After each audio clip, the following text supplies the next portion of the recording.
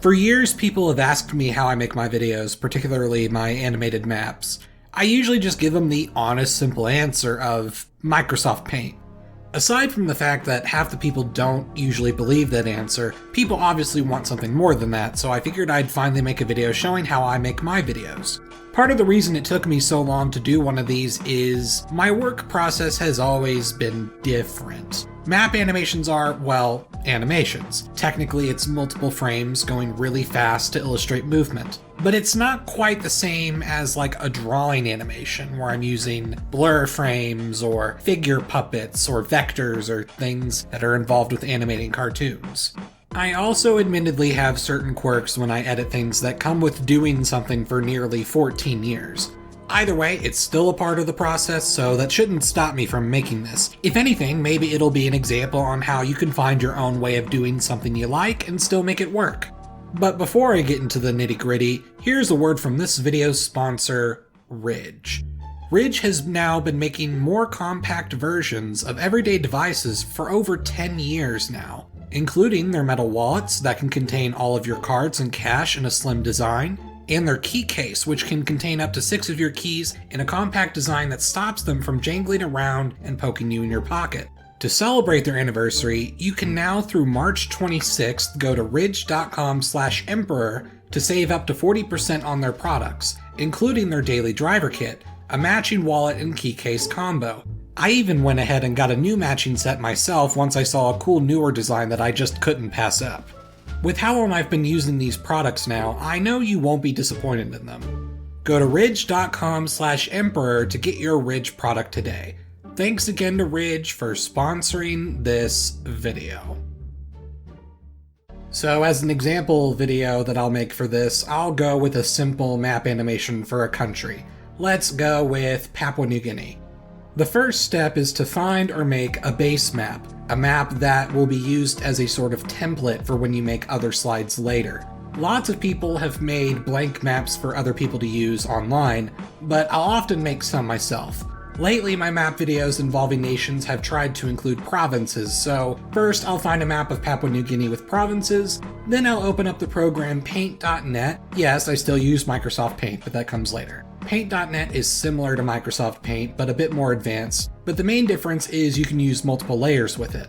So I'll add the map, resize and crop it a bit to fit the 16:9 ratio YouTube uses, and leaving a space on the end for the info box that'll be in the video.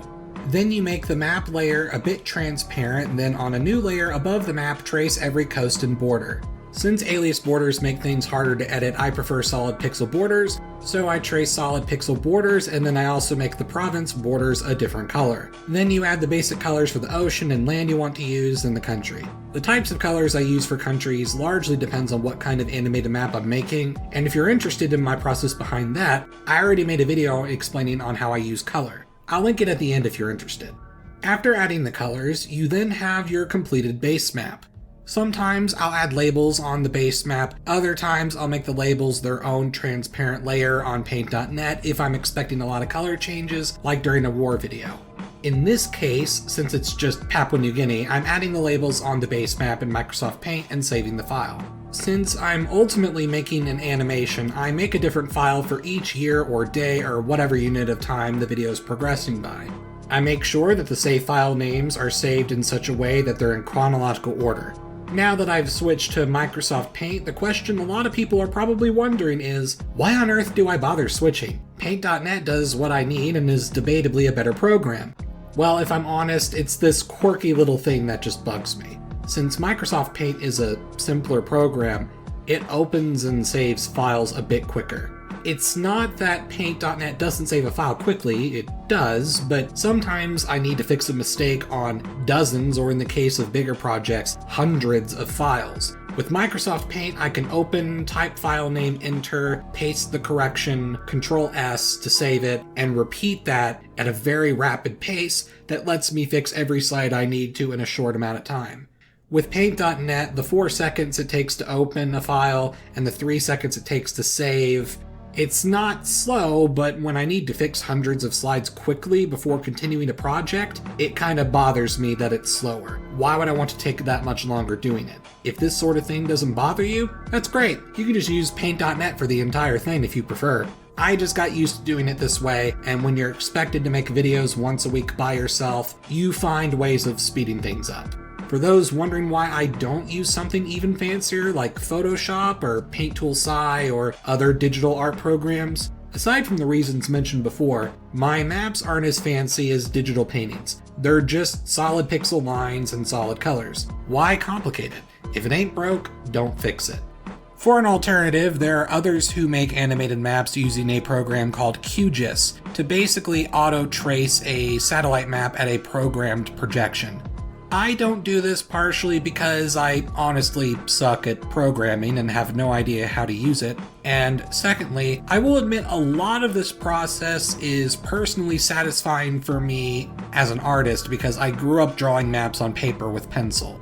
Even if I'm using a laptop's trackpad to do this now instead of a pencil, yes, you heard that right, a laptop trackpad, it's still hands-on enough to kind of scratch that itch. I've also had some people ask, why don't I use satellite level maps by including rivers, highways, hundreds of cities, elevation, terrain, all the details? And that's because the goal of my animated maps aren't just a nerdy, artsy personal project. I want to inform and educate people through maps, because people learn differently and not everyone fully comprehends something from a lecture in school or a book. A lot of people need visual concepts to get the full picture. However, if I showed an extremely detailed map that was overly crowded with endless details that's constantly moving, for many people that could be visually distracting or overwhelming and take away from the main focus of the video. It's not the same as just a single still map.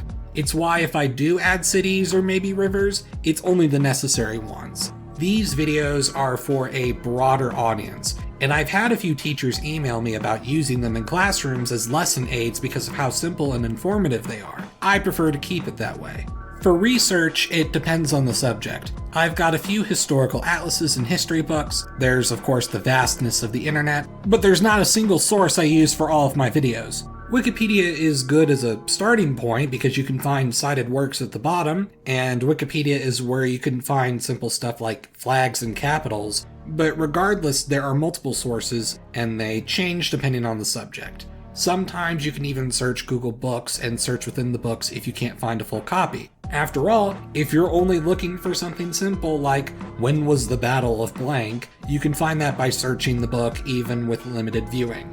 Of course, this is also another reason why you try to never just rely on one source anyway, and sometimes you won't find an exact answer and you'll have to guess by correlating the sources you do find. It sucks, but it's the best you can do sometimes.